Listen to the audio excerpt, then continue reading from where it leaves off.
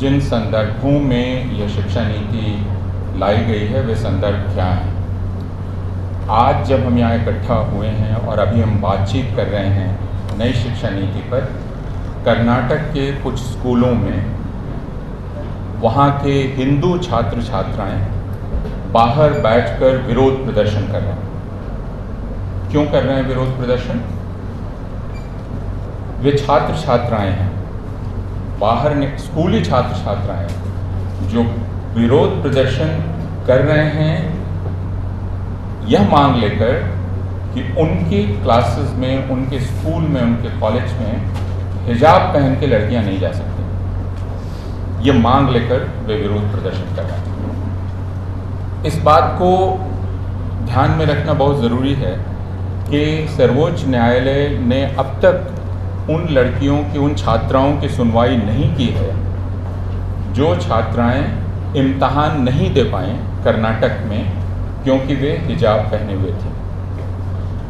ये सारे वे संदर्भ हैं जिन संदर्भों में हम बैठकर इस शिक्षा नीति पर विचार कर रहे हैं। हम शिक्षा नीति के इरादों को समझने की कोशिश कर रहे हैं, भाषा के बारे में उसका क्या ख्याल है ये सोचने की कोशिश कर रहे हैं। और उत्तर पूर्व में पिछले दिनों जब हमारे गृह मंत्री गए तो उन्होंने वहाँ वक्तव्य दिया कि भारत के राज्यों के बीच संपर्क की भाषा हिंदी होनी चाहिए, कामकाज की भाषा हिंदी होनी चाहिए। उसके साथ ही उन्होंने यह कहा कि उत्तर पूर्व के राज्यों के बीच संपर्क की भाषा भी हिंदी होनी चाहिए और यह ऐलान भी किया कि वहाँ विशेष प्रावधान किया जाएगा, हिंदी शिक्षकों के पदों का सृजन किया जाएगा। यह एक संदर्भ है। मैं आपको सिर्फ ठोस कुछ उदाहरण दे रहा हूँ जिनके बीच रखकर ही आप इस शिक्षा नीति को समझ सकते हैं क्या हो रहा है। उसी के साथ साथ अगर आप नया बजट देखेंगे, जो नया बजट आया, और पिछले 6-7 वर्षों के बजट देखेंगे, उनके आंकड़े में पेश नहीं कर रहा हूँ, आंकड़े उबाऊ होते हैं, लेकिन अगर पिछले 7 वर्षों का बजट देखेंगे तो आप ये देखेंगे कि वह स्कूल की शिक्षा हो या माध्यमिक स्कूल की शिक्षा हो या उच्च यानी कॉलेज और विश्वविद्यालय की शिक्षा हो, उसमें बजट लगातार घटता चला गया है। तो इस संदर्भ को भी याद रखिए कि वह बजट लगातार घटता चला गया है। उसका अर्थ क्या है? उसके साथ जो प्रोफेसर मधु प्रसाद ने कहा, यहाँ जिस डिजिटाइजेशन या डिजिटलाइजेशन की बात हो रही है उसमें इस बात के लिए प्रेरित किया जा रहा है शिक्षा संस्थानों को, और सरकार ने, यूनिवर्सिटी ग्रांट कमीशन ने अभी कुछ दिन पहले, कुछ महीना पहले एक परिपत्र जारी किया था जिसमें उसने कहा था कि हम कोशिश करेंगे कि जो भी पाठ्यक्रम हो या पाठ्यचर्या हो वह 30% उसका डिजिटल माध्यम से आप तक पहुंचाया जाए और उसे ऊपर ले जाकर 70% तक कर दिया जाए। तो 30 से 70% तक। इसका अर्थ क्या हुआ? इसका अर्थ यह है कि आप जो सीधी पढ़ाई कर रहे हैं वह सीधी पढ़ाई 70% हिस्सा आपके पाठ्यक्रम का वह डिजिटल माध्यम से होगा।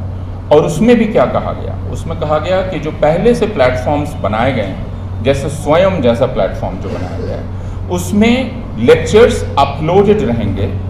तो छात्रों को इस बात की सुविधा है, यह उनका जनतांत्रिक अधिकार है कि वे क्या लेना चाहें, क्या नहीं लेना चाहें।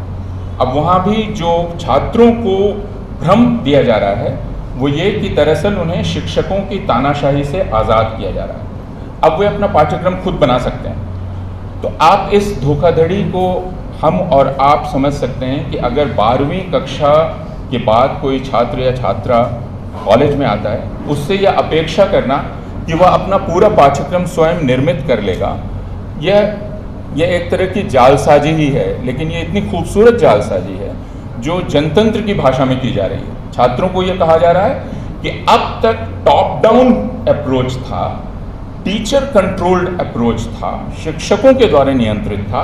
अब हम आपको पहली बार आज़ादी दे रहे हैं, आप अपना चुनाव कर लीजिए, आप अपना गुलदस्ता बना लीजिए, अपनी थाली सजा लीजिए और पढ़ाई कीजिए। ये पूरी शिक्षा को या पाठ्यक्रम के विचार को या उसकी अवधारणा को अप्रासंगिक बना देने का ख्याल है। तो ये संदर्भ हैं जिन संदर्भों में हम शिक्षा नीति पर विचार कर रहे हैं, और ये अलग अलग किस्म के संदर्भ हैं। लेकिन कुछ वास्तविक और संदर्भों को ध्यान में रखें जो व्यावहारिक हैं और जिनसे दरअसल उच्च शिक्षा या माध्यमिक शिक्षा या प्राथमिक शिक्षा चलती है या नहीं चलती है। अगर उच्च शिक्षा का मामला देख लें तो वह विश्वविद्यालयों में उसका संचालन होता है। विश्वविद्यालय क्या है? विश्वविद्यालय पूरा तंत्र है, और वह तंत्र क्या है? जिसमें कुलपति से लेकर उसका प्रशासन, उसमें अध्यापक, उसकी दूसरी संस्थाएं, ये सब कुछ है। पिछले 6 वर्षों में कुलपतियों की नियुक्ति किस प्रकार हुई है? अगर इसको हम ध्यान में रखें तो हमें पता चलेगा कि भारत के जितने केंद्रीय विश्वविद्यालय हैं, लगभग उन सारे केंद्रीय विश्वविद्यालयों में यह यकीन के साथ कहा जा सकता है कि ज़्यादातर कुलपति एक विशेष विचारधारा के और एक विशेष दल से संबद्ध हैं। इसका अर्थ यह है कि विश्वविद्यालयों को अब एक विशेष विचारधारा ने, जिसके बारे में कहने की ज़रूरत नहीं, राष्ट्रवादी विचारधारा ने उस पर कब्जा कर लिया है। उसके बाद विश्वविद्यालय के असली इरादे का क्या होता है? क्योंकि विश्वविद्यालय का काम चल ही नहीं सकता है अगर उस पर एक विचारधारा कब्जा कर ले।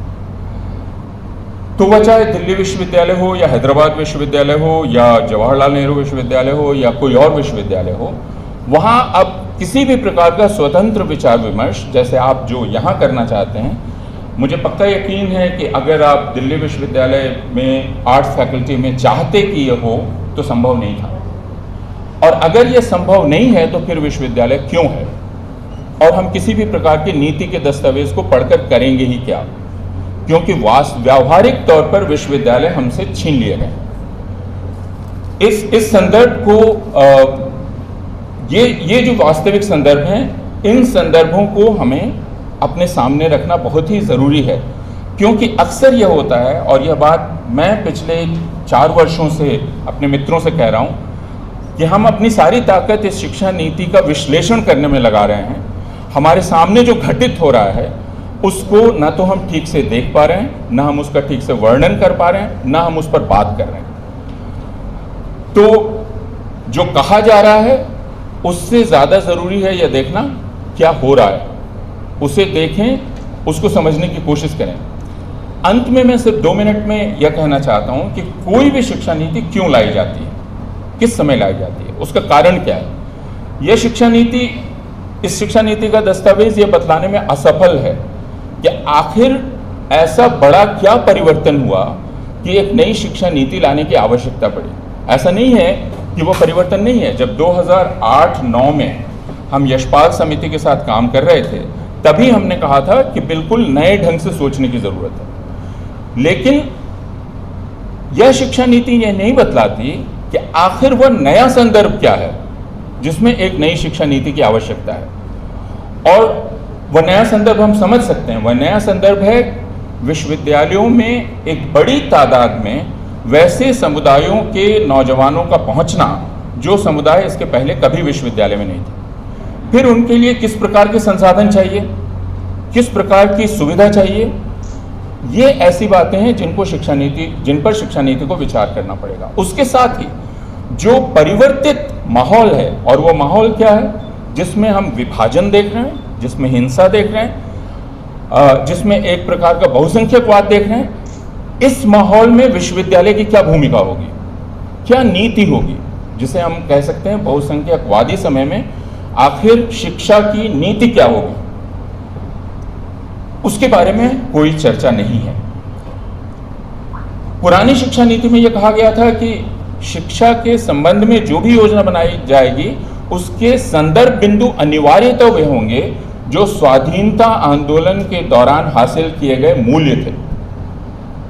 यह शिक्षा नीति उसको पूरी तरह से दरकिनार कर देती है, यानी उसके बारे में बात ही नहीं करती है। तो क्या हमने अब अपने स्वाधीनता आंदोलन से अपना रिश्ता पूरी तरह तोड़ लिया और क्या अपने लिए नए संदर्भ बिंदु बना लिए? वो संदर्भ बिंदु क्या हैं, उनको बताने में यह शिक्षा नीति हिचकिचा रही है, क्योंकि वो बताना बहुत शोभनीय नहीं प्रतीत होता है।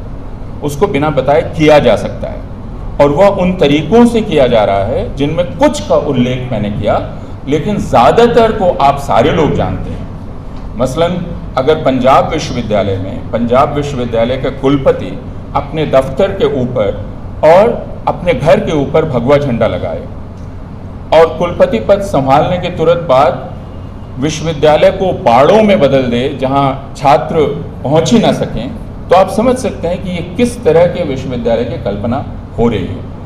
हमें इन विषयों पर बात करने की बहुत ज़रूरत है। मैं ये नहीं कह रहा कि हम इस नीति के दस्तावेज पर बात ना करें, लेकिन प्रोफेसर पांडा की बात से मैं सहमत हूँ कि यह दस्तावेज एक बड़ा शब्दाडंबर रचता है और उसमें उलझाकर इस अकादमिक जगत को एक सुख देता है कि वह अब नीति का विश्लेषण कर रहा है। जो सामने हो रहा है उसमें हस्तक्षेप करने से में हमारी जितनी ताकत लगनी चाहिए उतनी ताकत नहीं लग रही है। बहुत शुक्रिया।